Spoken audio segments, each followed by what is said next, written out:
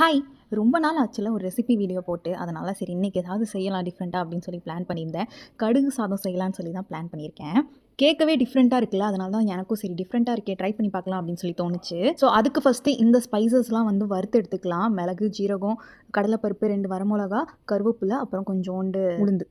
First கடாயில கொஞ்சம் 4 table spoon வந்து கடுகு போட்டுக்கணும். ஏன்னா அது கடுகு சாதம். ஸோ அதுதான் மெயினு. அதுக்கப்புறம் நான் காமிச்ச ஸ்பைசஸ்லாம் வந்து ஆட் பண்ணி நல்லா கடுகு பொரியிற வரைக்கும் நல்லா வதக்கி விட்டுக்கலாம். அதுக்கப்புறம் அதே கடாயில கொஞ்சோண்டு ஆயில் ஊத்தி நம்ம புளிப்புக்கு தகுந்த மாரி கொஞ்சம் புளியும் வதக்கி எடுத்துக்கிறேன். இது எல்லாமே நல்லா ஆறுனதுக்கப்புறம் நல்லா மிக்ஸி ஜார்ல பவுடர் மாரி அரைச்சு வச்சுக்கலாம். அதுக்கப்புறம் ஒரு கடாயில எண்ணெய் ஊத்திட்டு அதில கடுகு, கருவேப்பிலை, பூண்டு இதெல்லாம் ஆட் பண்ணிக்கலாம். அது நல்லா வதங்கினதுக்கப்புறம் கொஞ்சோண்டு மஞ்சளும், கொஞ்சோண்டு காயப்பொடியும் வந்து ஆட் பண்ணிக்கலாம். இது கூடவே நல்லா காரத்துக்கு தகுந்த மாரி வரமிளகாவும் ஆட் பண்ணிக்கலாம். இது எல்லாமே நல்லா வதங்கினதுக்கப்புறம் நம்ம வடிச்சு வச்சிருந்த சாதத்தையும் வந்து ஆட் பண்ணிக்கலாம். அதுக்கப்புறம் நம்ம அரைச்சு வச்சிருந்த கடுகு பொடியும் ஆட் பண்ணி நல்லா சிம்ல வச்சு மிக்ஸ் பண்ணி எடுத்துட்டா சூப்பரான கடுகு சாதம் ரெடி ஆயிரும். ஸோ கூடவே சைட் டிஷ்க்கு வந்து நல்லா மிளகா பொடிலாம் போட்டு எக் செஞ்சு நான் இன்னைக்கு லஞ்ச் வந்து சாப்பிட்டு முடிச்சாச்சு.